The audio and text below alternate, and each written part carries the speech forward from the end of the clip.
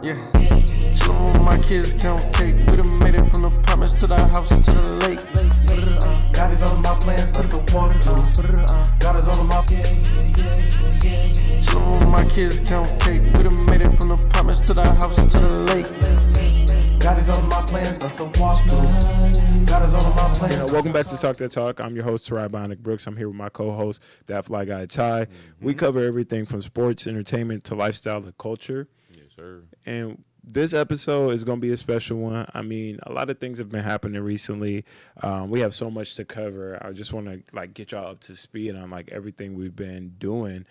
Personally, myself, I'm coming off of, I'm wearing some brand new Venice ball shorts. The boys is fly too. You like them? Yeah, you like them. You like them. Sure. So got the brand new Venice ball shorts on. I don't know if y'all can see it. Maybe we'll give y'all a better view later. But got some brand new Venice ball shorts on yesterday. I think it was earlier last week. I got a call. They're like, "Hey man, Bionic, we got the Venice Basketball League championship game. Can you pull up? Can you play?" I'm like, "Wait, don't you gotta actually play in the league to be able to play in the ship?" But I mean, I guess they came up with some rule that you could pick up two celebrity players, and those celebrity players in this one happened to be Ty Glover and myself. Mm-hmm. And as we looked to the other side, it looked like the other team failed to get their players. There was a lot of talk about who they should get or who they were going to get, and unfortunately, they weren't able to land anybody. So they were all complaining. They saw us pulling up. They were like, "Okay, Ty Glover and Bionic can't play."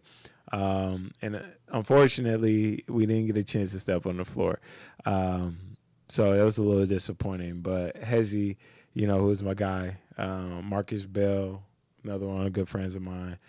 Bell was the one who actually hit my phone, hit my line. He was on my line tough. Bro, I don't know what you're doing, but come join the winning team. We done won so many different leagues this summer. The cheaters, the Mecca cheaters, just came off of a Drew League championship, and he said, "Come join the winning team." And I'm like, "Man, I'm retired, bro. I'm retired." And he's like, "I'm like, yo, I ain't really hoop that often in a while." And he's like, "Bro, it don't matter. I know what you bring to the table, and at the end of the day, in this championship, we're gonna need somebody that's gonna bring all that energy, play defense, get some rebounds." And when I pulled up to the game yesterday, I saw a lot of those gaps. I saw that they had a lot of gaps in their rebounding and their defensive schemes and communicating on defense and just keeping guys in order on track. And so I could see why they called me, but unfortunately didn't get on the court. But I don't know if I should say we or they, but they actually won the Venice Ball Championship. Right. Does that count? I was right there on the bench. I got some good videos and stuff like that. But does that count? Personally, for me, I'm not counting that. Personally, I mean, technically it counts. Technically it counts.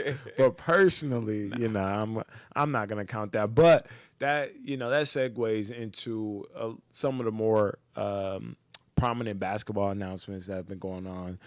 One of the big things that's coming up is the in-season cut, or one thing that's coming up is the in-season cup, and it's the Emirates in-season cup, formerly the in-season tournament. I'm glad that they gave it the official tournament cup name.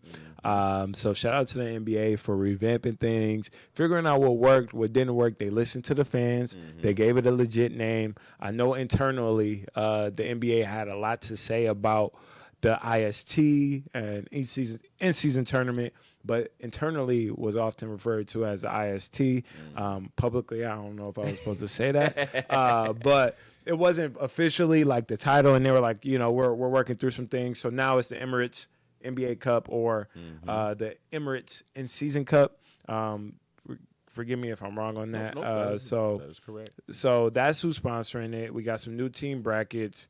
It's actually really exciting. Have you been able to take a look at the in-season tournament, or the Emirates NBA Cup? In-season cup. Yeah. So I haven't done a ton of deep dive or anything like that, but I was able to see kind of the promo and everything that was around Emirates being the predominant sponsor for the in-season cup and kind of it's the Emirates. Emirates. All right, let me get it right. Let's get it right. We gotta get it right. Right. It's the Emirates NBA Cup. NBA Cup. There we go. Emirates NBA Cup. And I Okay, mean, yeah, rightfully so, right? Emirates is well known in the football scene. Yep. So, you know what I mean? Sticking with that cup feel and that big, nationwide stage feel, I think it's rightful that they are calling it the NBA Cup.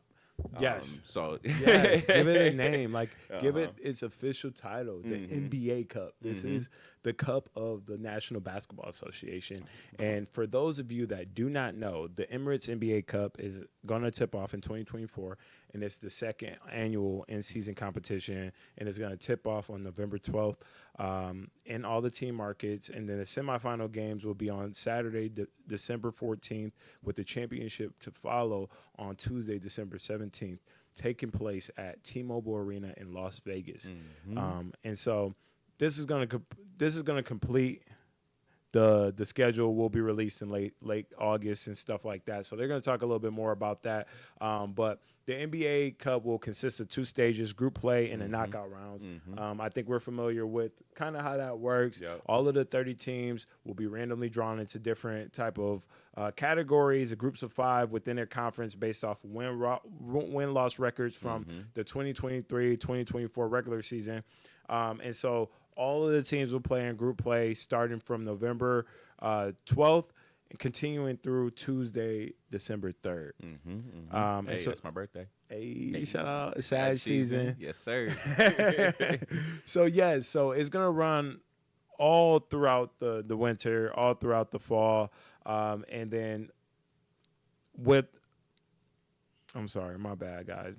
There's a lot going on with this tournament. And so each team will play 4 designated group play games on cup nights, and we know how that goes. So it's a special court that usually goes with cup nights. And them courts was crazy. different. Year. Let's talk about it, though. Like, they had so many different type of courts that we saw. Some that were really nice to see, some that were really good on the eyes, and others that took a little bit to digest. You know what I mean? Absolutely. They were a little wonky. It was like, whoa, what is going on with that court? But I think all of them, even the wonky ones, the attention-grabbing, artistic kind of feel, and it was something different. We don't too much see that. I think the only thing I could think of was Boise's field, the blue turf. Okay. It was the only thing I could think of that was like that extreme that was similar. It reminded me of kind of our college's basketball gym, their new arena, the black one. So now they have a black arena, and it was just pretty sick. And then also Oakland, you know what I mean? Those are a couple of places. I played on a pretty unique court back in like 2019 in China too. That was really crazy at the time. And then I saw some things that the NBA was doing with the LED courts as well. So the NBA in basketball is expanding as far as like the court design and stuff like that. So when it comes to the NBA Cup specifically, I think that that's something that fans could look forward to. What type of court designs, what type of courts are we going to see? I think that that's going to be really cool. So, to round things out, all of these teams are going to play everybody in their group, at least one time. At least once. They're going to play them at home and on the road. So one game against each opponent in this group is going to be 2 games at home and 2 on the road. Is going to be straight to it. We're going to see the best teams competing. I think that this kind of gives the NBA the vibe of the Olympics. So it continues that vibe going on to where you see teams and players and everyone is going to play all the way to the end. They're going to be running the scorer up. They're going to be trying to, increase that point differential. That's going to ultimately, that's going to be what ultimately ranks them, in this tournament and stuff like that. And that was kind of the same way of how the Olympic game was going. Big time.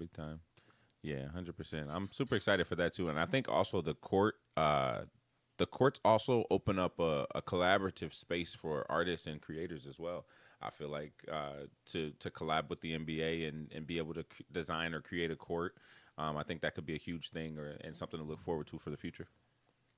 Yeah, as we mentioned and talked about, I think that that's a really exciting piece of it, an element that we're looking at when it comes to, the NBA Cup. the Emirates NBA Cup. Emirates NBA Cup. I gotta give them their respect when it's due. But yeah, shout out to them. Yeah, hey, come on now. You know what we do. We get these partnerships and we make it happen. But I'm really excited about the Emirates NBA Cup, the new team brackets, where it's going to be located. You know, T-Mobile Arena. I went to the NBA Cup last year. You know, I just last year was called something else, but I went. I'm anticipating I'll be in attendance again, being able to connect with all of my people from the NBA and different brands and different creators and stuff like that. It reminded me like a Super Bowl type of experience. It reminded me of an All-Star, NBA All-Star type of experience being out there. So if any of you guys are at home and curious on what type of experience is it really like, do I get the whole tailgating experience? Are there, are there going to be vendors outside? Are there going to be other activations around the arena and stuff like that? And you're going to get all of that with the Emirates NBA Cup and more. I know that they're going to elevate things a little bit more this year. They put a lot of money in their budget. They're excited about this. So shout out to the commissioner, Adam Silver, on, putting all this stuff together because they work really hard. And I think that also gave some, workers at the NBA a little bit of a change of gear, just like it gave the fans a little bit of a change of gear. Yeah. It's giving, the workers a change of gear too. Now in the middle of their year, they get something else to look forward to, another event to where they're all coming together and they're working under nearly the same roof and stuff like that. Because the NBA is so big, you have everybody working from different places, different offices. The headquarters is in NYC. The video replay, and they have another large office in Secaucus. So it's a lot. It's a lot that they have going on. So shout out to the NBA Cup. I did want to ask, was it hard getting around? Getting around where? Place to place at the NBA Cup, like from the hotel to wherever y'all were. No, everything. I mean, I don't know if you've ever been to Vegas, and in the capacity of like when these events are going on. So like the NBA or the NFL draft was there one year. The NBA All-Star was there. NBA Summer League is usually there. NBA Cup is there. So like I've been there for like a lot of different events, and honestly everything in Vegas is pretty close in proximity to each other. So you can walk everywhere. And for me, the hotel I stayed at was literally right next to the arena. Like I walked to the arena back and forth. And then if I needed to go to, somewhere for a practice or, UNLV's facilities aren't too far from there. And they got buses. I think they had like some transportation for us. They took like us in these big Sprinter vans and stuff like that. So it was fairly easy Seamless. to get around. And even without that, you can walk through different type of, hotels to get to other places. It's really easy once you're in Vegas and once you're on that strip to go wherever you need to go. So yeah, I think it was cool. It was a lot of people out there, but it was actually pretty easy to navigate. I'm glad that you brought that up because that's also another concern with people. Oh, yeah. You don't know how hectic or how congested those type of places can get. And so last year, when we think about the NBA Cup or the Emirates NBA Cup, formerly the NBA in-season tournament, some of the things that we saw last year were pretty they were foreshadowing to the rest of the year and what we're going to see. So what did you think was the most memorable thing about last year's in-season tournament? Man. Mama, there goes that man. We were all talking about Tyrese Halliburton during the in-season tournament. That was big time for Indiana. I think that the brand of basketball they showed and they played in the formerly known in-season tournament, it was big time. And I think we all kind of were watching and in awe of, wow, the Indiana Pacers are really going to make a run at the NBA Finals. So I think that's what sticks out the most to me from the in-season tournament. I mean, it didn't really pan out that way. I don't think that they were able to withstand kind of the forces that the other teams were coming with towards the end of the season. So they kind of fell short there. But in the beginning of the season, they were looking super tough, high flying, all over the place, both ends of the floor. Tyrese Halliburton was definitely looking like an all-star. So that was definitely the most memorable for me. No, I think that that's a very good takeaway from that last season in-season tournament. For me, it's that King James and LeBron James isn't going anywhere, and we learned that as well in the Olympics. King James is here to stay as long as he wants to be there. Like the throne is his, and that was something that was very apparent. I was at, the games, and I watched firsthand. I got a chance to interview some of the Pacers players at the last in-season tournament or the last NBA Cup, and it was great. I had a great time, but, with the young Pacers, I interviewed some of their members of their team, and they were confident and they were motivated to go after what they thought was theirs, and they were the underdog. But then you had someone on the other end like LeBron James who was motivated to, show, hey, I'm still here. And also he was playing for more than himself. He was playing for his teammates to get paid. He was playing for, some of those rookies on that team and stuff like that. So I could only imagine if his son is on the same team as him now. Oh, yeah. What type of motivation do you have to get the lower end of the roster paid as well? So I think that LeBron James showed that during that time, and that was very memorable for me. But just as you mentioned, Tyrese Halliburton did come up, show up, pull up, and show that he meant business. And I got a chance to sit down with Tyrese Halliburton's father, before the Pacers got to play, and asked him what he expected from Tyrese. And his dad is full of confidence and definitely was egging his son on and, said that he's prime time and he's showtime and he's going to do his thing. Hey, and I was really excited to, be on the floor and be able to capture some of those one-on-one interviews with some of the players and some of their family members. Like, that was a dream come true for me to be able to land some of those interviews last year, and I had some of the biggest interviews in my career. And so I'm hoping to continue to keep that going forward this season, but we'll see. Was it good for the league, in your opinion, that the Lakers won the first ever in-season tournament? I won't say good or bad. I will say it's notable. It's definitely notable when we think about the NBA, the LA Lakers and the Boston Celtics. I mean, those are two names that are going to stick out.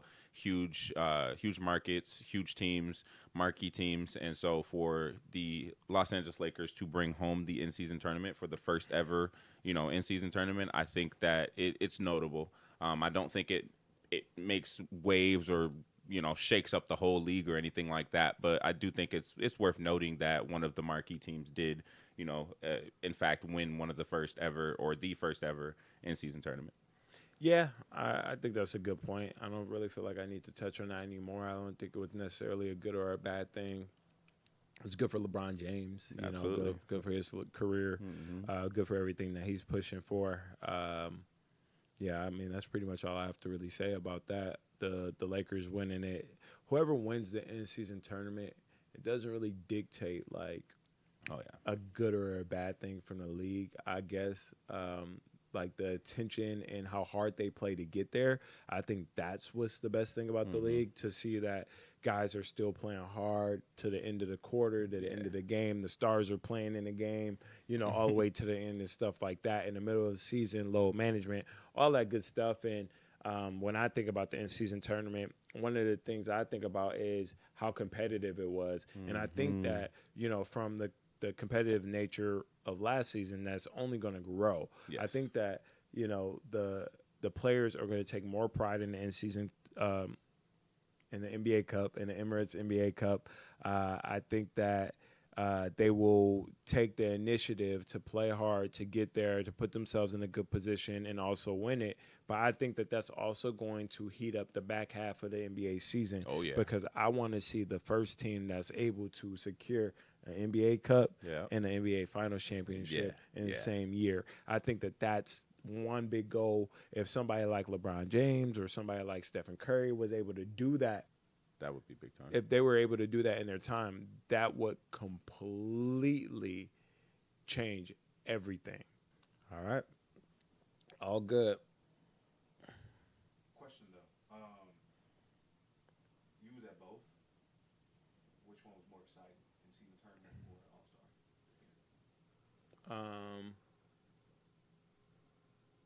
In-season or All-Star, which was more exciting? Like what? What are you saying? Like overall experience.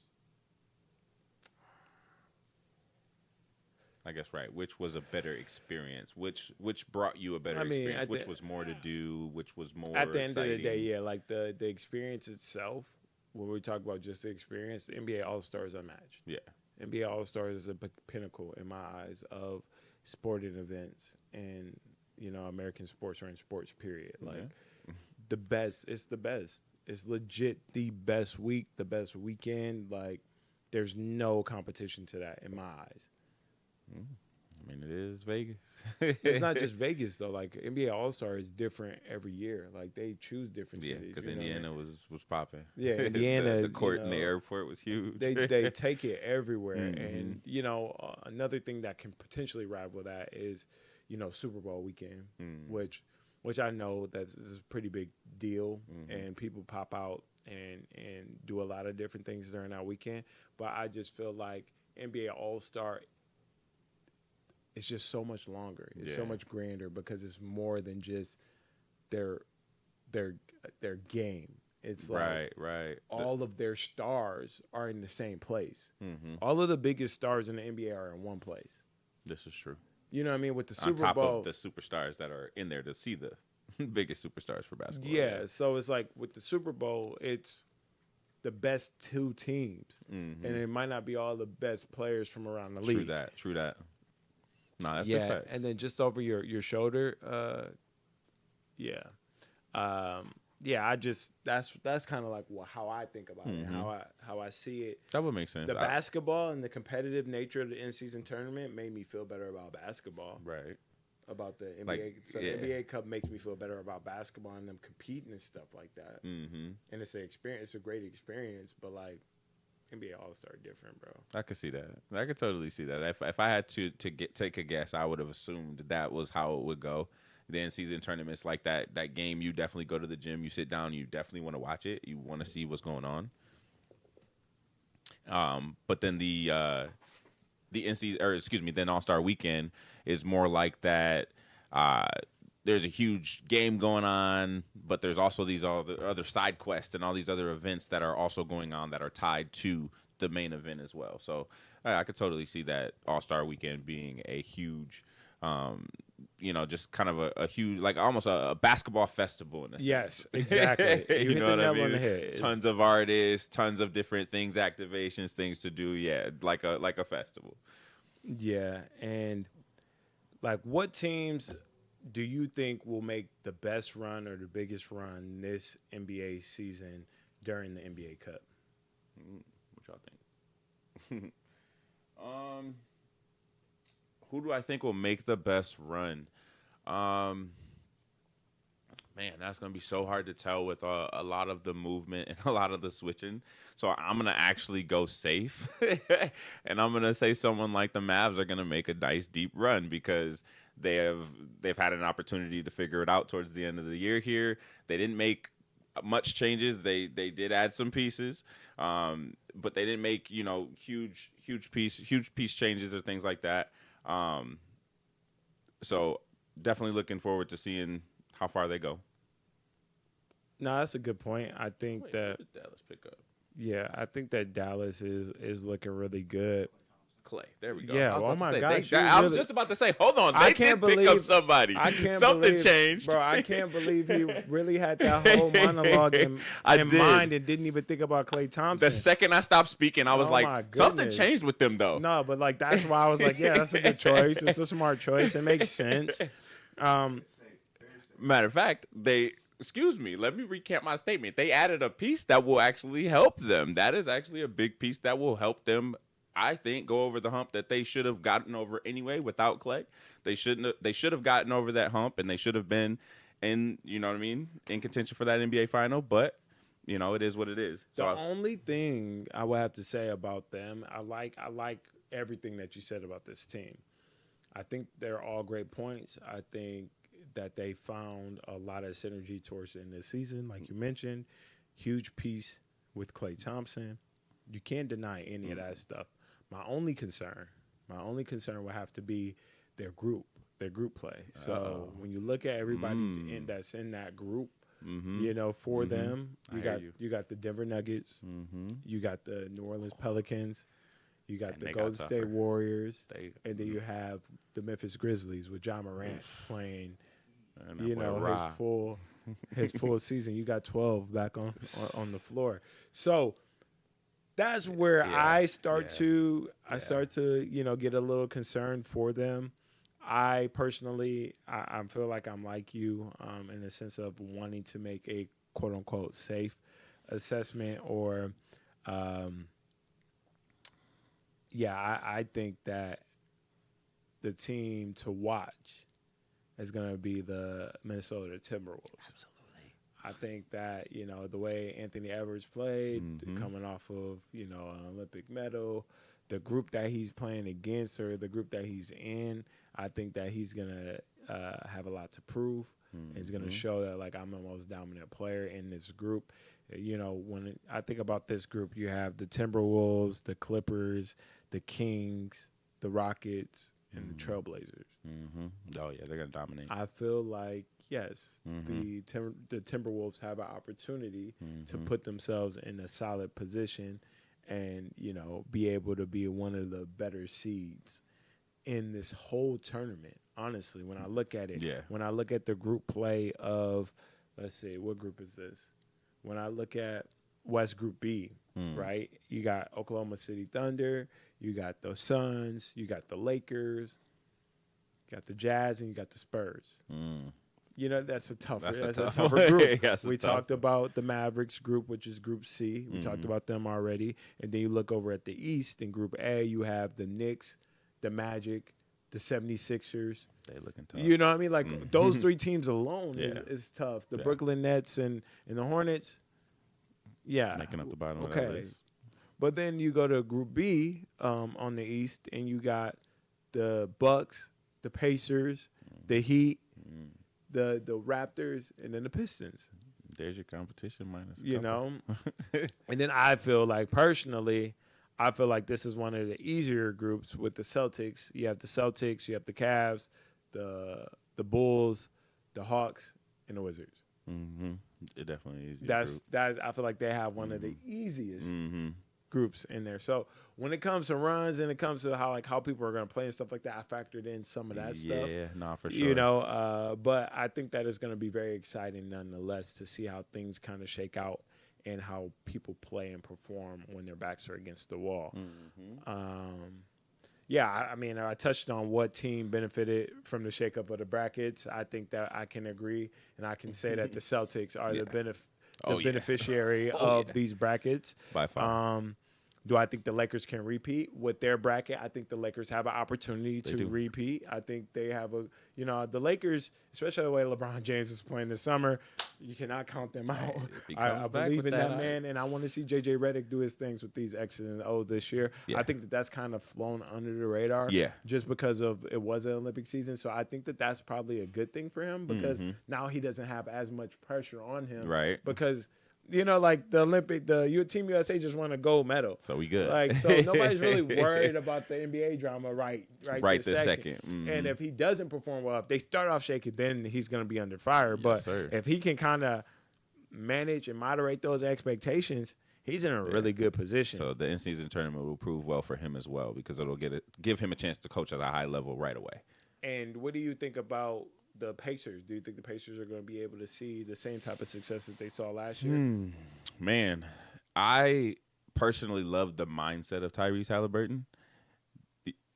Like the mindset of I want to do whatever it takes to win, I think will be infectious, and I think will ultimately start showing in their second push to make a run like they did last year. I mean, this is me being a bit optimistic, again, because I love his mindset, and I'm sure it's going to be contagious to his teammates, and just that can-do attitude, that whatever it takes to win attitude. You spoke about it earlier, kind of at Venice. They were missing a guy like that.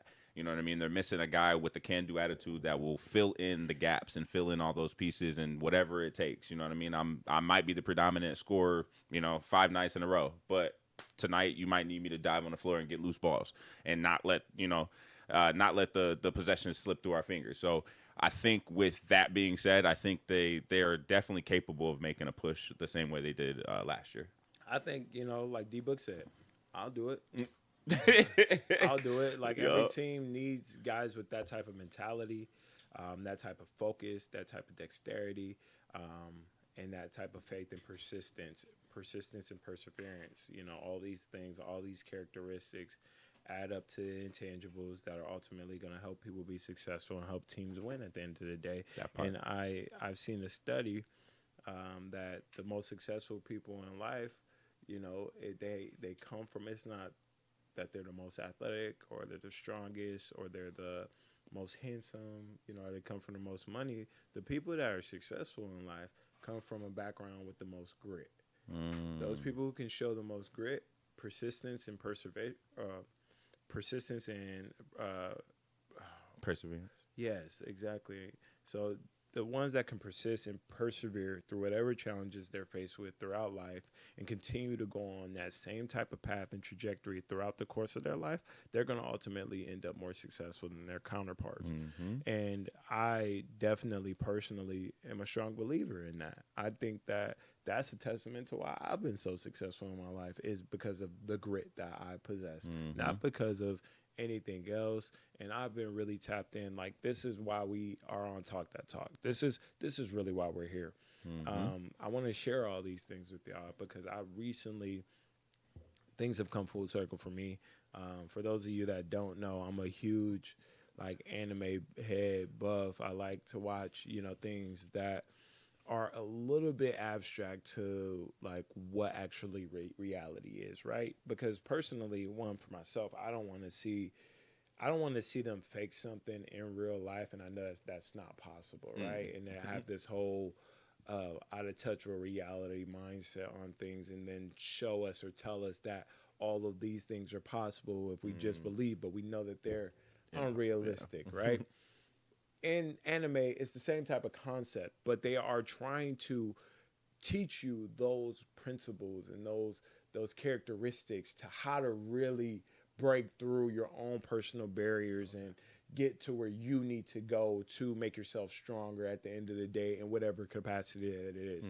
It's not this whole idea that what I'm doing is unbelievable. It's more so I make you a believer by the characteristics that I possess, if that makes sense. And I know that I kind of walked that in a weird circle to get to the point, but what I need y'all to understand is what I take away from things like that is there are real life application to the characteristics that people have in anime that apply to your real life that are ultimately going to be able to take you from challenge to challenge or adversity to adversity. And so whatever is impeding your path or whatever is in the way ultimately becomes the way, right?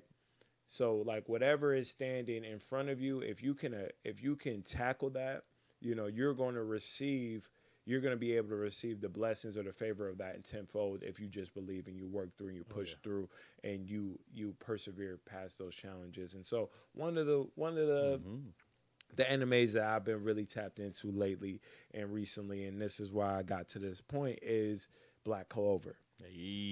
Black Clover.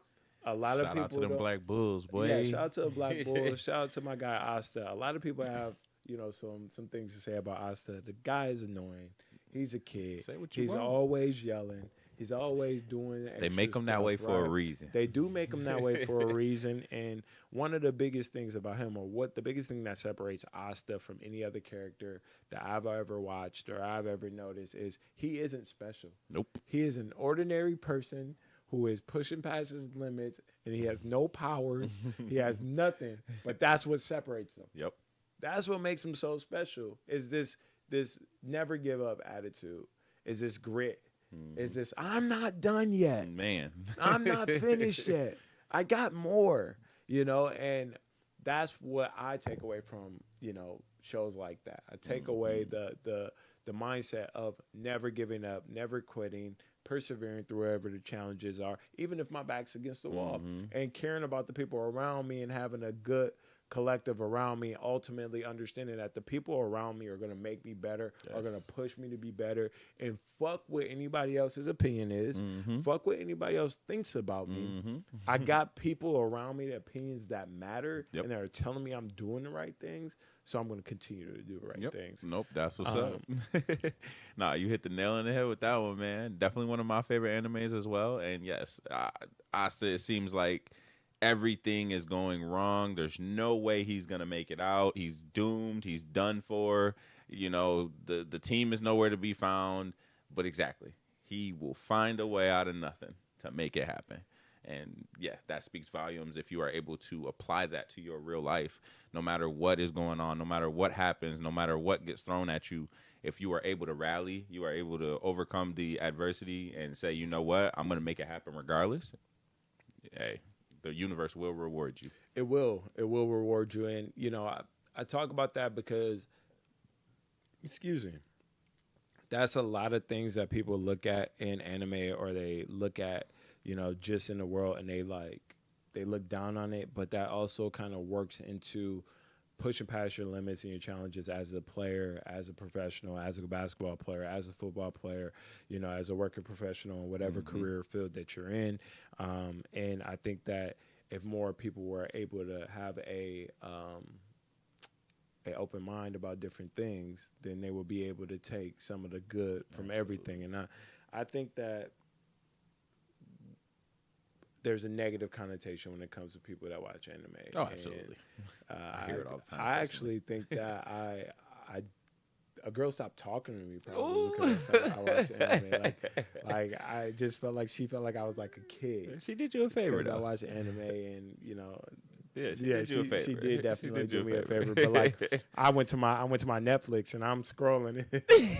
And she like, what, you watching cartoons? It's a lot of anime on my Netflix. I'm not gonna lie, I got a Crunchyroll account. Oh yeah. You know what I mean? So at the end of the day, if you like anime, you're my type of person, and I think that we vibrate on the same wavelength. But moving forward, looking forward into the NBA season. NBA opening night, we have some really good matchups. We have the New York Knicks and the Boston Celtics tipping off. That's going to be the first game on TNT. I think this is going to be the last year that we have NBA on TNT. So shout out to the legends. Shout out to everybody that made NBA on TNT possible. That's legendary. You know, Turner, everybody over at Turner Sports, but also shout out to NBC. What they're about to do and the things they're about to do in the coming years. We saw a little bit of that with the Olympics. A lot of that was NBC and their broadcasting team and stuff like that. So I'm excited for both. Don't want to, you know, don't want to muddy up the waters too much. You know what I mean? Because I think they're both great people, absolutely, great companies. You know what I mean? So shout out to y'all. If y'all need somebody to come for the NBA, in whatever capacity, they have both stamped an era. They both stamped an era. If you think about certain eras, you can kind of almost the feel of what the league was. You can kind of think about who had the control. What theme song exactly. You know what I mean? Exactly. But I'm excited for the Knicks and the Celtics to face off. But personally, I'm even more excited about the Timberwolves and the Lakers. I want to see Ant-Man versus Bron. We went to a Lakers game last season. Towards the end of this season, we got a chance to see Ant-Man play. But we didn't get a chance to see LeBron James. AD was out there for all of the first quarter. No, half of the first quarter. Yeah, so it was unfortunate. It was unfortunate. AD was out there balling, though. Let me tell you that much. He was out there playing. Yeah, I mean, he was hooping. So I think that that's going to be a good chance for us to see that this time around. I think it's going to feel a little bit different because they were just Olympic teammates. You know what I mean? So, like, now they buddy, they homies. I was going to say, how is it? Man, that's going to be an interesting game to see how that shakes up. Yeah, a lot of the games are going to be interesting. You know what I mean? Because, like, I just think that they're friends now. Like, everybody's just friends. That part. At a closer level. I mean, speak on our history. We went on them, you know what I mean? The tour games, the games we travel, we, you know, stay in the hotels and things like that, and definitely built our bond a little bit stronger. Definitely built our bond a little bit stronger and you know, kind of increased our friendship and took our friendship to a whole nother level just because we were able to, you know, kind of spend some more time with each other, get to know each other a little bit more, dive into each other's interests and things like that outside of basketball. So I think it's very helpful to spend that time and to kind of, do some of the fun activities and the things you like to do outside of basketball with those teammates. Yeah, I think that brought a lot of the guys together. See Ant-Man and KD been, hand in hand. Too funny. Like, they're like the homies. I definitely want to see them play together. I saw one of the posts online, and I had to comment. I said, yo, Ant and KD have to play with each other in the league before it's all said and done. Like, I need to see it, please. And thank you, y'all. Like, thank you in advance for making that happen for me, because – I need to see it. I like the energy. Like they definitely vibed out really well. And do you think that, with that new budding friendship, that how, the Suns were eliminated and the Timberwolves, put them out, do you think that that's like almost a new rivalry? Is that like a fun rivalry? You know what I mean? Are we going to see them play at another level going at each other? Because when you play your homie, y'all know that feeling like you got a homie and you're like, you trying to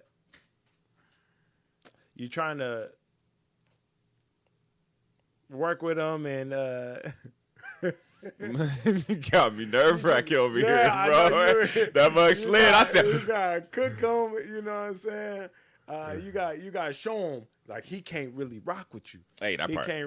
He can't really mess with you. And I know, like, that's the sad thing for me. Like, I know for certain when I get my homie in front of me, it's crazy. I'm going harder. Yeah. I'll be chilling on everybody else. I'm in full chill retired mode right now. Until my homie get in front of me, nah. Kill mode. We about 70 years old. I'm still gonna be talking that. Like, he can't fool with me.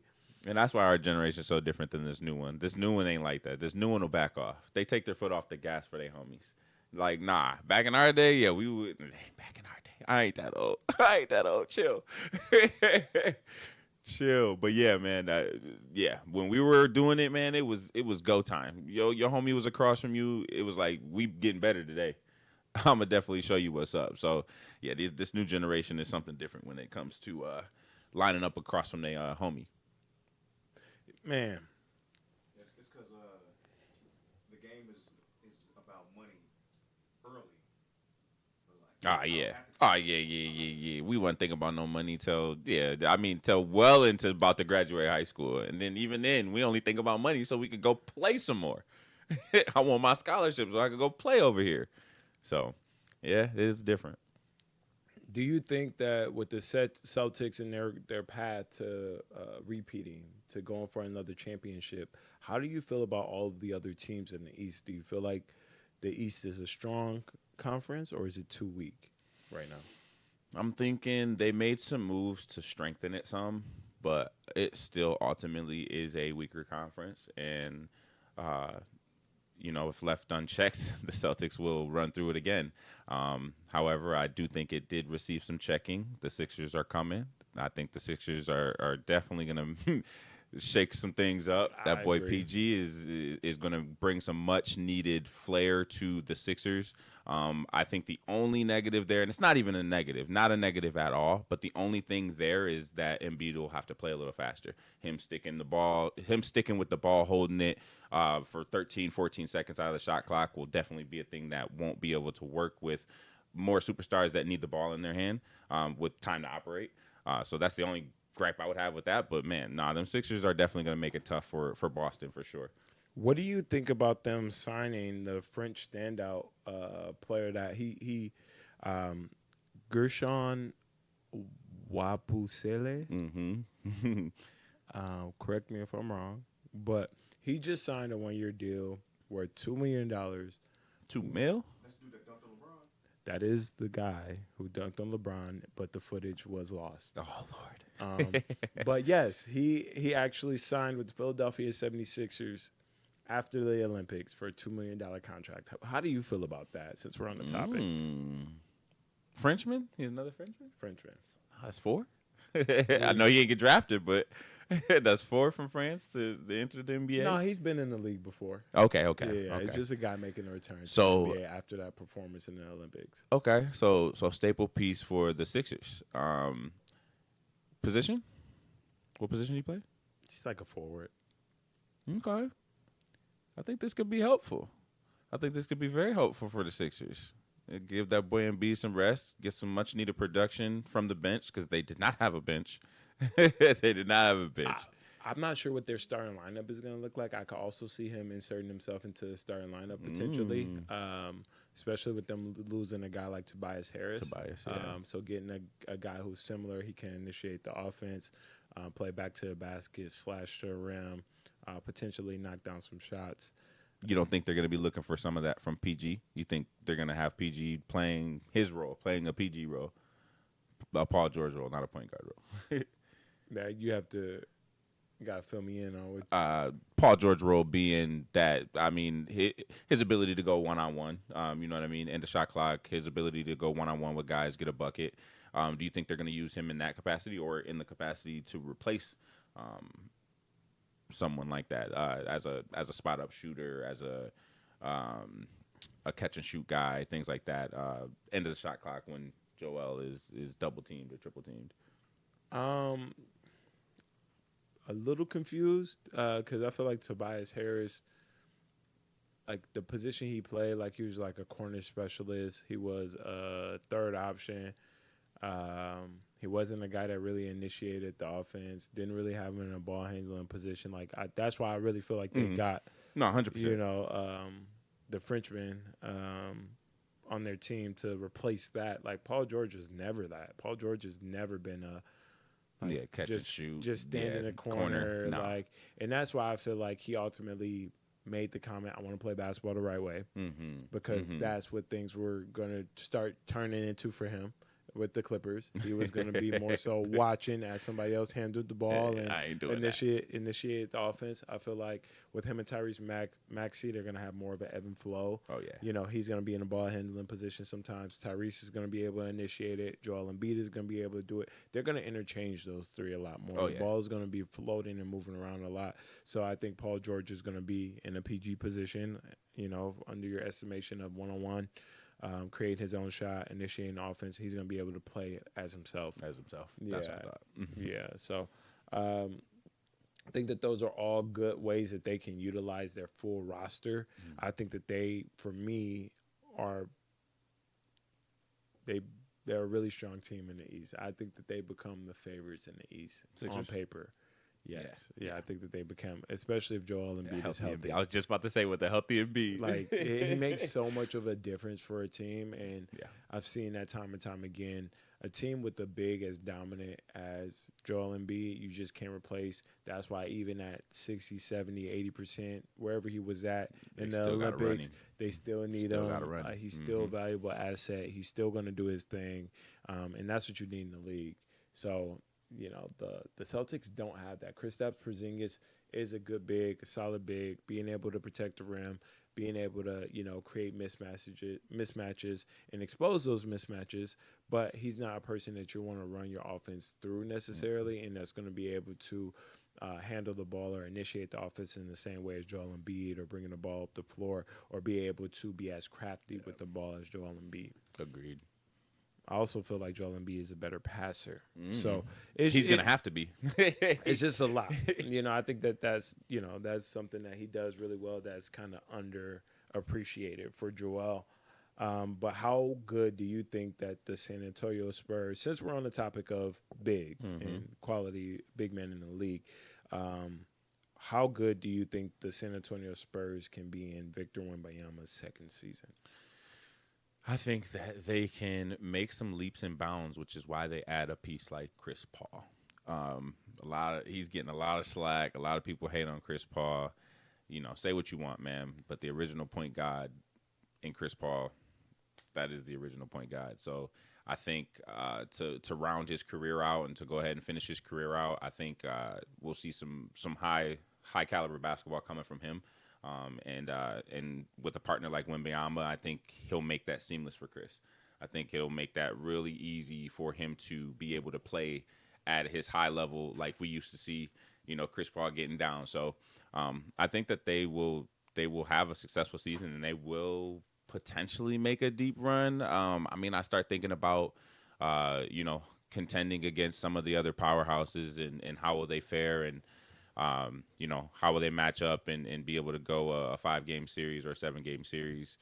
I think they can go the distance, especially in his second season. I think it's definitely possible, and he's coming off of an Olympic season as well, so he's able to play basketball at a higher level with higher caliber players around the world, and different players around the world as well.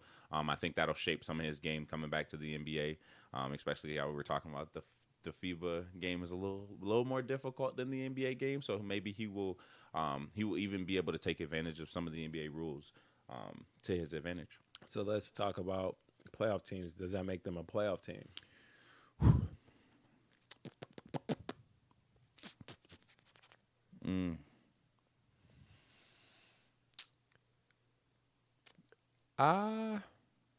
I'll give it to them. If they do as well as I think they will, I do give them a playoff spot. Will they go super deep in the playoffs? Not 100% sure, but I will give them a playoff spot if they can be as successful as I think they can. Well, John Morant is back as well. Does Memphis make the playoffs this season? I kind of automatically put them in. As soon as Ja came back, I kind of automatically bumped Memphis to that spot because with Ja on the floor, that changes the game. The game is going to be just like the Joel Embiid effect. It completely changes the game. Now offensively, they become so threatening. It's super scary with him on the floor. So, yeah, they definitely become a playoff team. Okay, what about the Golden State Warriors? Is the window still open for the Golden State Warriors? I think they are going to have to fight pretty hard. Losing huge pieces and a lot of movement with them, and I think they're going to have to fight extremely hard to maintain even the position they finished at last year. My biggest thing with the Warriors, I'll just say this very briefly. I'm not going to talk too much. I think the window is still open with Steph Curry on the team. Stephen Curry. Your window is going to be open always. My thing for them is they've always failed to have a versatile big. Draymond Green is extremely versatile, but they need someone that's a little bit bigger. You know what I mean? Bigger and versatile to make Draymond even that much more valuable. If they had a little bit more size to make little things in basketball easier, like getting more rebounds or protecting the rim, it just makes a difference. Yes. Like height and size make a difference in basketball. They do. Like there's no way around it. If you have a good footer that's versatile enough and that's athletic enough and that gets the game. You see it on every dominant team right now. Joel Embiid, Joker, Giannis. You know what I mean? Like there's a powerhouse AD. Like there is a powerhouse big there, and he is gonna do it all. One that can do it all. Yeah, I can initiate the offense. I can block shots. I can rebound. I can do everything. So that's my biggest thing with the Warriors. I know that they made some good additions this offseason.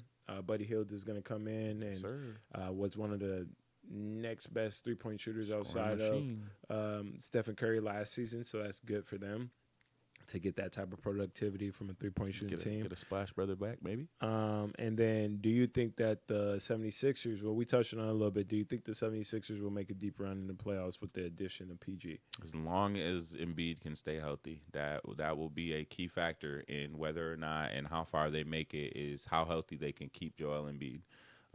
Yes, the addition of PG will be huge for them, regardless of if Embiid is on the floor. It gives them a wrinkle. It gives them a different look and feel. Athletically, him and Tyrese Maxey will definitely be able to do some things. But Joel Embiid being healthy, I mean, the Sixers' success is predicated upon Joel Embiid's health. Yeah, I think that that's a really, really solid point that you make. Everything is dependent on Joel Embiid with that team. They're going to go as far as Joel Embiid takes them. Next team I want to ask you about is the Pelicans. Do you think they have enough to make a deep playoff run this year? The Pelicans. Who else did they pick? DeJounte Murray, right? Okay, they got DeJounte Murray. The Pelicans are a tough one, man. This dude Zion. Whenever we're talking about him, we're talking about the fact that he's not playing. So That's a tough one with them. Even with the addition of DeJounte Murray, will they go deep? Will they go far? Man, it's a lot that the Pelicans have to overcome. Headlines, game, teams. So, I'm going to have to say no on that one. I have to hit my buzzer no on the Pelicans. I don't think they'll go very far. I think the addition of DeJounte Murray is very helpful for them, but I don't think that will carry them beyond or even into the playoffs. Okay, I think if Zion Williamson is on the floor, then they have a good chance if they can get a lot of games out of him. But at this point, I don't think they can go deep into the playoffs. They can make the playoffs, be a playing team, something like that. They're going to need to add a little bit more to be able to take it to the next level. Yeah. Does adding Russ Westbrook to the Nuggets make them better? Yes or no? Contrary to most belief, I think Russ is a good addition to a lot of teams.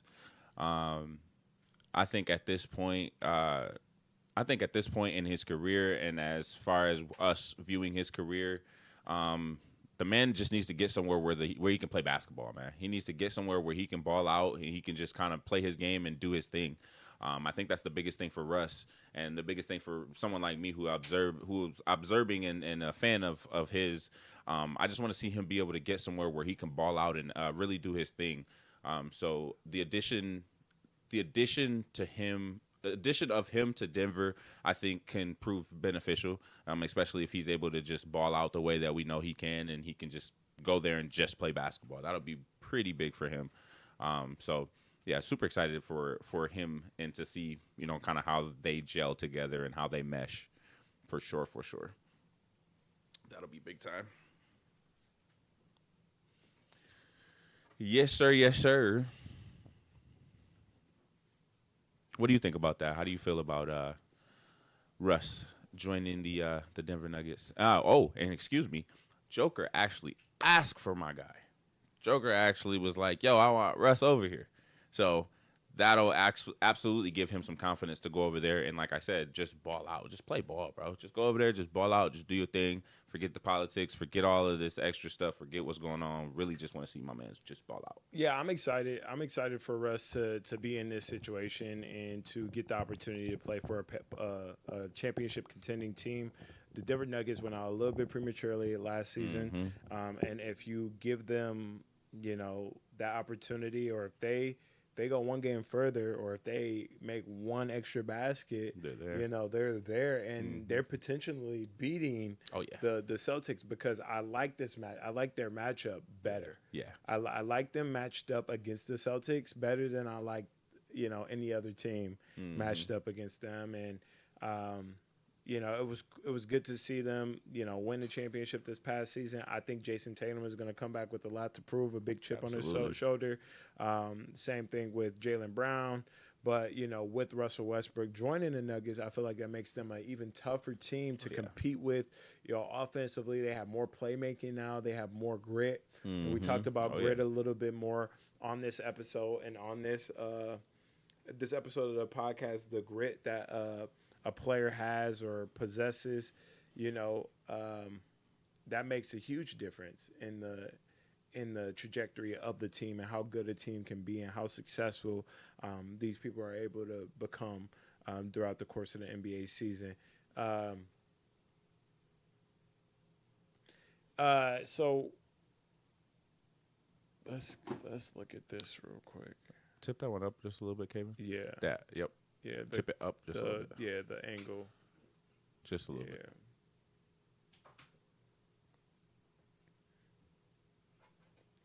No. You should add to adjust it. Just tip. Switch the switcher. There we go. Better. All right, so that's good. And then I don't even know how I feel about this next question. Don't get mad at me, y'all. Like, if y'all are at home and y'all listening to this, I don't know how I feel about this next question, but it hurts my heart to even ask this. How long does LeBron James and Stephen Curry have left in the NBA? Well, let me tell y'all something right now. This in-season tournament, this NBA Cup. That is the NBA Finals for LeBron James. If you ask me, my personal opinion, now, hey, we all know how I feel about LeBron. I can give my man his flowers. He showed up during the Olympics. That is the LeBron we've all been talking about, or excuse me, y'all have all been talking about. That's the only one that I ever recognize and see.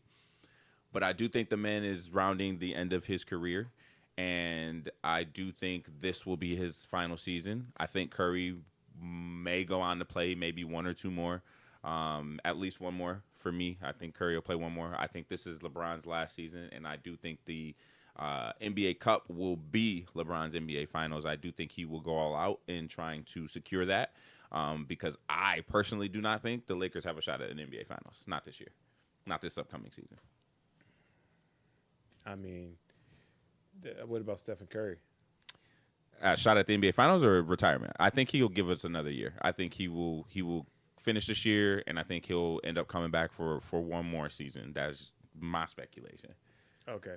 Yeah, I like I mentioned, I don't know how I necessarily feel about this question because I think they can have as long as they want. You know, like LeBron James, the way he's playing, the way he takes care of his body, you know, the fact that his sons are coming into the NBA, you know, like he's going to play as long as he wants to. I would love to see him play another 3 years in the NBA. Sheesh. Yeah, it would be crazy, right? That'd be crazy. That would, though. Especially if he can. Especially if he can continue to do it. So if he like can get up and down the court, cool. You got next year, you know, and then, you know, I could see, you know, the end of that second year potentially calling it quits or, you know, making it one more year just for the sake of just being on a roster, potentially. I would love to see that, and that's the same thing for Stephen Curry. I think Steph got like 4 years in him. I think he could go. For sure. Yeah, I think he can go about 4 years. I think LeBron about 2 years, 2 to 3 years. Steph about 4 to 5.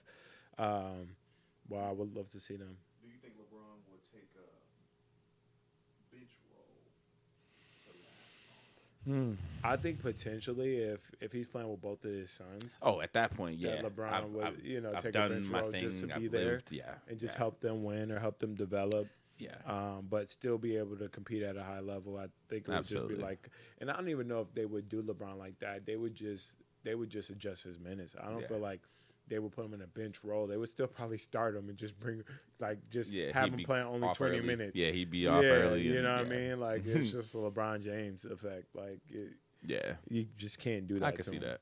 And so now to round it out, we're gonna go with some way too early MVP picks, or we're going to go with our way too early picks for awards. We're going to start off with the MVP of the NBA season. Who do you have? Dang, it's also mean they got to be a winner, right?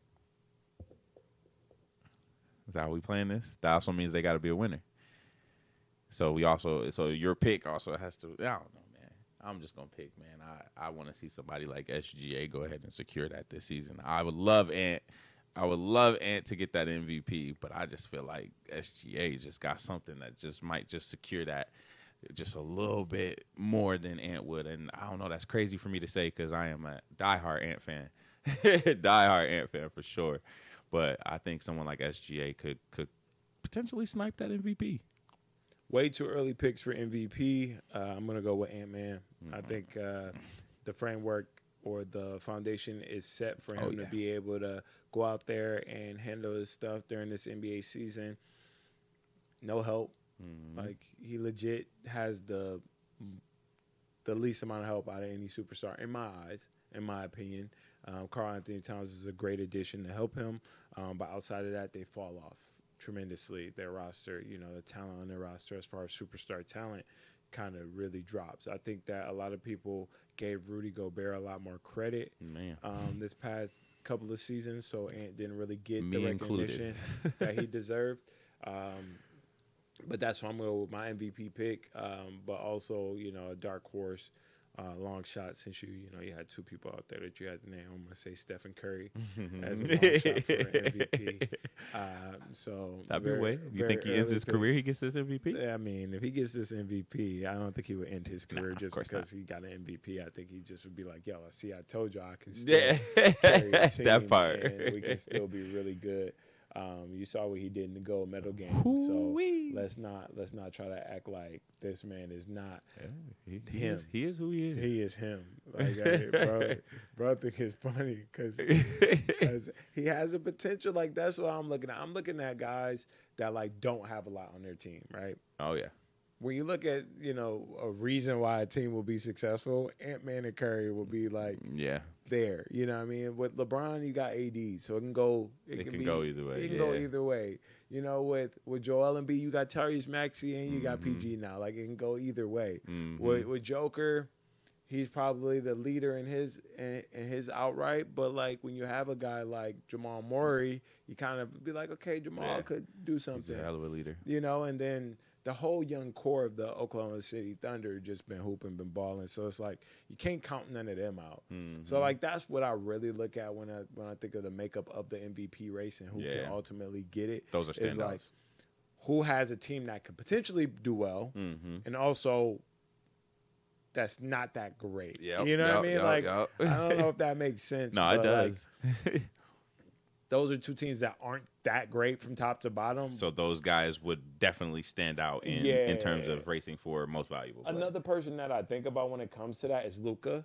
But Luka has just so much around him to where it's like now you don't want to give it to him. Because he has Kyrie Irving, he has Klay Thompson, he has Daniel Gafford, he has PJ Washington. The list goes on. They got a team.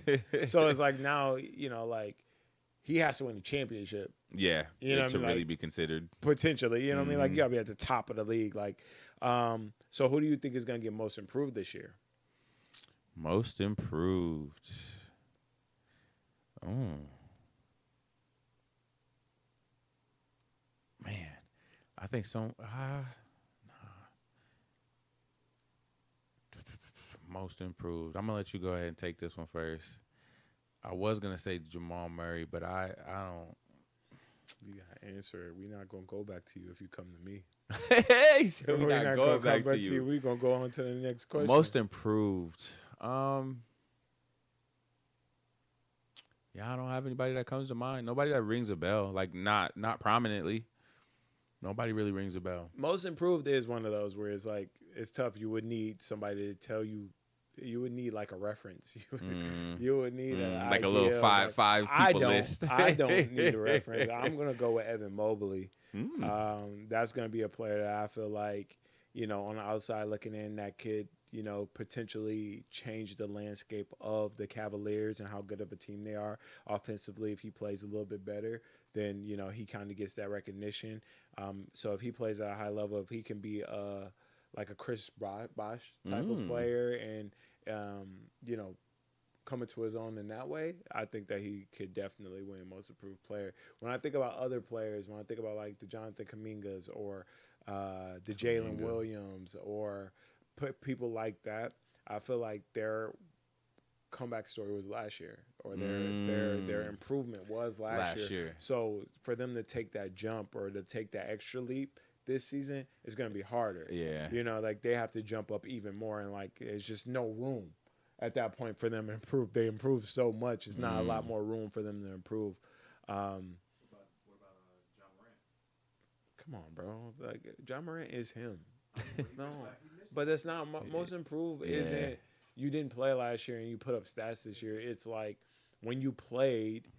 You didn't put up crazy stats, and now you're putting up better stats. And, you know what I mean? Like, so like comeback player of the year, like that's another word. Comeback player of the year, we can go John Morant for that. But as far as most improved, come on, bro.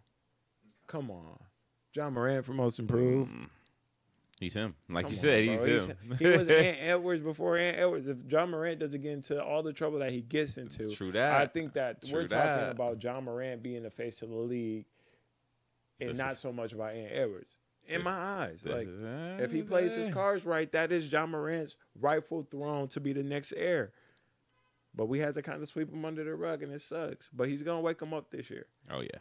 These kids ain't forgot, let me tell you. These kids will not let you forget that John Morant is still here. They won't. They won't let you forget. So it's tough for me when I'm thinking about it. I don't know who to really pick because the players in the league are just that good. There's nobody in the league that kind of flew under the radar.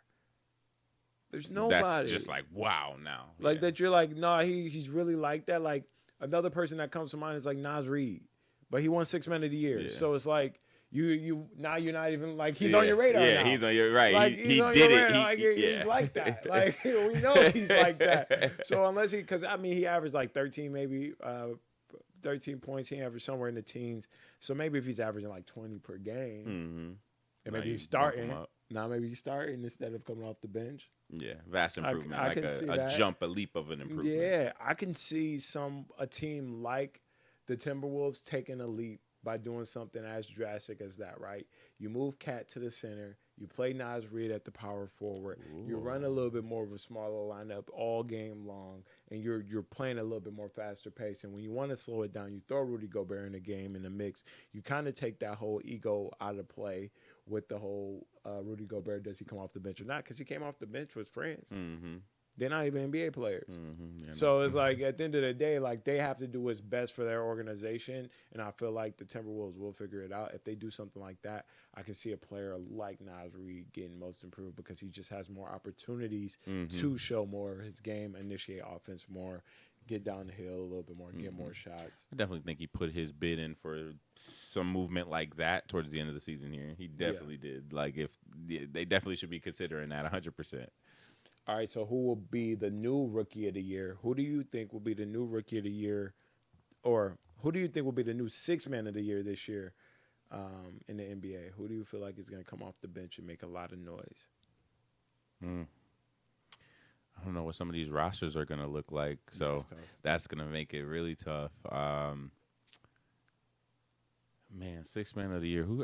Someone like... Man, I wonder. That's if they start someone like Zach Edey. Maybe I think he's a difference maker. So especially if he's coming off of the bench, potential 6-man type of thing. I think he can be a difference maker. Someone like maybe Zach Edey.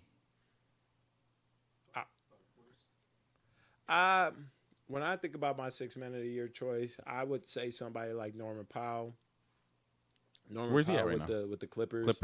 And so it all depends on how their roster is made up. But I think Norman Powell is a good person, a good safe choice to be like, okay, this is a guy who normally comes off the bench, thrives in a bench role. He was in the 6 Man of the Year running previously. So I think with Paul George being out, he's going to get a lot more minutes. He's going to get a lot more looks. So he's going to come off the bench, but he's going to play starter minutes. You know, I was going to say, you think of a 6-man, you think of starter off the bench. Yeah, so that's someone I could see doing it. Also, there was another person that came to mind. I'm drawing a blank here.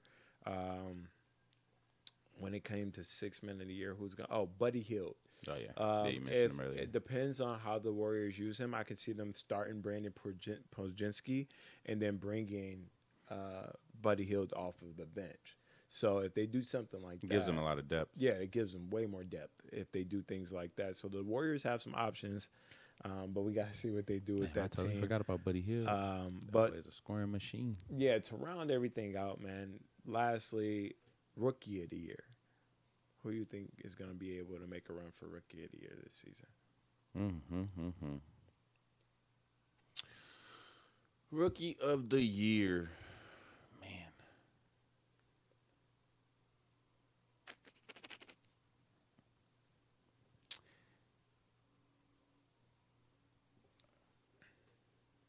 Man, I suck.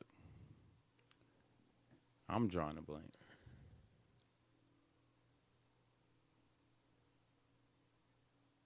Ooh, yeah, no, I'm drawing a blank. I need a list. Dang, y'all. I need a lot of lists. Wait, you need a list for this? I need a list. I do. I'm drawing a blank. For what do you mean you're drawing a... Oh, my goodness. He said, oh, my goodness. Wow. I am drawing a blank on who was drafted this year? Nah, I just go based off of who was drafted this year. I mean, it wasn't no stars in this. Here we go. We're talking about Rookie of the Year. We're not talking about who's the next franchise-changing cornerstone. I just need somebody to have the lead best year. Yeah, to lead somebody to an NBA championship. We're talking about who's going to have the best season that came into this draft class. As a rookie. And think about circumstances. Think about, how they play. And personally, I'll go first. Personally, I'm gonna say Zachary Rishashir. I'm just gonna say him because he's playing for the Wizards. He's got an opportunity to put up a lot of stats. They're letting him get him up. He got no choice. That's who I'm going with. As soon as you said that, he said they let them get him up. Like, he ain't got no choice. Who they got? Cools. Yo. Who did But the that's what I'm Pistons? saying. Who else is going to take the shots? You said they letting them get Hold him on. up. They are letting him get him up. Oh, was it? Who just went to the Pistons? Was it Reggie Jackson or somebody? I thought they had a rookie over there, too. I was about to say Reggie something about Jackson just went to Philadelphia. Philadelphia. Who? Oh, did he? Who just went to the Pistons? It's from the team. It's from the Wizards. I thought. I know exactly what you're talking about though. It's not no Tobias, under the rug. You talking about Tobias? Was it Tobias? Somebody Tobias big kind of Harris. went to the. Yeah, Tobias Harris. Oof. It's gonna be tough for it's gonna be tough for him. Wait, over what'd there, you say? too. He did a career on the Career's line. almost over. Oh, man, my He man. used to play for the Pistons before though, so I don't do You him like funny that. for the. My man said I'm gonna pick a Wizards rookie. Come on now. He That was like number one. The best. Oh, he was the- he was the top. He But that's wasn't like your top, but he best was bet up there. though, because like you said, you have the best chance of being rookie of the year. Because who's stopping you from doing you? Ron Holland, Ron Holland. Buzelis. I do Montes Bazilis, Bazilis. but yeah, I do. Okay. This is- That's come one for on me now, because he Reed nice. Shepherd. Cause he nice. You know what I'm saying? Reed Shepherd. Yup. You got some Zach options. Edey. Yeah, I do. Give me Bazilis because again, mentality. I liked his mentality when I learned of him. That was the first thing I did learn of him was his mentality. Is The grit and grind. Exactly. We talk about this. I think that's just the theme of today, like the grit and grind. This is gonna be the grit and grind episode. If y'all know anything about me, y'all know I like to get down. Like I'm all about that grind mode and going to another level. I think that to win all these awards, to take the NBA Emirates Cup, to get further in life, you got to show a lot of grit. You got to show a lot of perseverance, and those are things and attributes in this life that can take you really far. So big shout out to y'all, the listeners, for tuning in to this episode. We got a lot more coming soon. I want to talk a little bit more about the new video games that just dropped. Hey. Madden came out. NCAA football just dropped. We'd love to see another NCAA basketball game. Yes. NBA 2K25 is on the way to come out soon. So we will be doing a conversation on that. We will also probably get on the podcast and have a little gameplay too. I want to integrate that to y'all so y'all can kind of tap in and see things on another level. But I want to say thank you for all our listeners, and wanted to say big shout out to Ty. If y'all like this format, man, like if y'all like the new setup, y'all like the new mics, we're working really hard around the clock to bring y'all the best quality content. Got the live switcher. So I don't know if y'all seen the angles. The angles is a little crisper, but we're a work in progress. Every day you're a work in progress, to get to your goals and your dreams and your aspirations. So don't let your foot off the gas. Keep pressing forward and keep working hard at whatever it is you want to do in this life. And, I always say it. If y'all see me on the streets, make sure y'all say what's up. We'll see y'all next time. Peace. We can go ahead and fade to black. Straight on the switcher. Bottom right. There you go, Kevin. There you go. Go ahead and fade the black. All right, we are back live. Appreciate y'all for sticking around. Got a special unboxing we want to do real quick before we get out of here. Before we get y'all going. Before we get it, can I get you a handheld, Kevin? Can I get you a handheld? All right. We got a box for y'all. Yeah, go ahead and talk to him, man. We got a box for y'all. I don't know what's in it. It's kind of heavy. It's a little heavy. I don't know what's in there, though.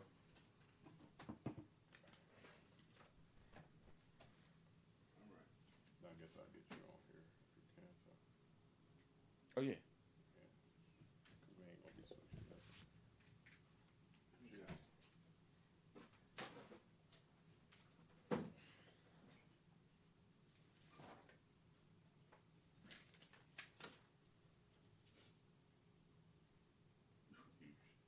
So you want TBT. TV. Oh, that's different. Okay. Go right. I was gonna say, you sure you gonna mess with Snapchat? Oh, yeah, you're right about that. We'll go wide in there. We're gonna get Kevin. We got Kevin already good.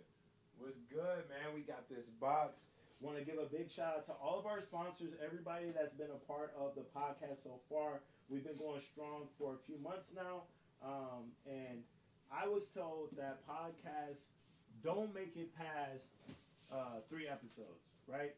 So we are now on episode, what is this, guys? 11. We're on episode 11.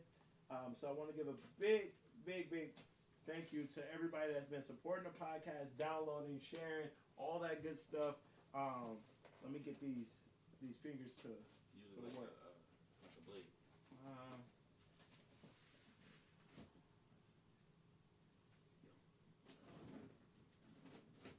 I got the safety scissors, y'all. Got the safety scissors. We trying to keep it safe, y'all. But want to give a big shout out to the sponsor for shipping out some of the best men's clothes in the LA area. We're talking suits, dress clothes, dress shirts, everything, you name it. So if y'all want some of the best garments, make sure you guys check out Barabbas. Barabbas, go ahead, get a good look on that. Oh no, it's high. Very Go wide. Oh, you were saying go wide, but go right. My bad. If you're good, you're not even on the stuff no more. Yeah, so want to give a big shout out to Barabbas for shipping me this awesome package. So we got some black slacks, right? Nice clean black pants right there. Go ahead and put this to the side. Got a nice orange polo. Let's see what we're gonna say. Apricot. This is gonna be pretty awesome. Can't wait to try that out. Also got a button-down shirt. Nice green, good print. Big fan about this. This one I'm actually really excited about. It's like a cheetah print shirt. I don't know if y'all can see the texture on that. But we stepping up the style game, y'all. Y'all need to know we are stepping it up to another level. I can't just be rocking hoop shorts all the time. I know that y'all know I get down on the hoop court. But we're getting into our grown and sexy. Going to teach y'all a little bit about how to dress, how to get right, the textures, the materials, the collars, the fit, everything about Barabbas is next level. They have some of the finest quality garments on the internet, so make sure y'all check them out. And then last but not least, check out the dust bag though. They came with dust bags. Nice kick. Go ahead and slide that out. Good clean kick. Versatile enough. You can do a little bit of everything with these. Trying different fits and stuff like that. I think these have a really nice, unique look. Good material. Can't wait to try these out with some fits. So I got some fits coming to y'all real soon. We're gonna be doing a lot. We're gonna be doing a lot more. I want to give a big shout out to the sponsor Barabbas. They're gonna be lacing me, gonna get me right for all of my red carpet events. Anything that I need, they got me covered. Anything that y'all need, make sure y'all pull up, tap in, go ahead and shop with them. Appreciate y'all though, man. Barabbas, y'all really looked out for your boy. I can't wait to shoot all this content, and I'll see y'all soon. Peace. If y'all want to, my bad. If y'all want to be entered into the giveaway, we have so much still left to give away. We have so much Ethica gear. We have water bottles. We have hats, everything. So drop a comment below, any comment, and make sure you are subscribed to the channel, following us on Instagram at Bionic Brooks, That Fly Guy Ty, and Talk That Talk _T3, and you will be automatically entered into the giveaway. So I'll see y'all next time. Make sure y'all go enter now. Peace. Yeah, that made the black.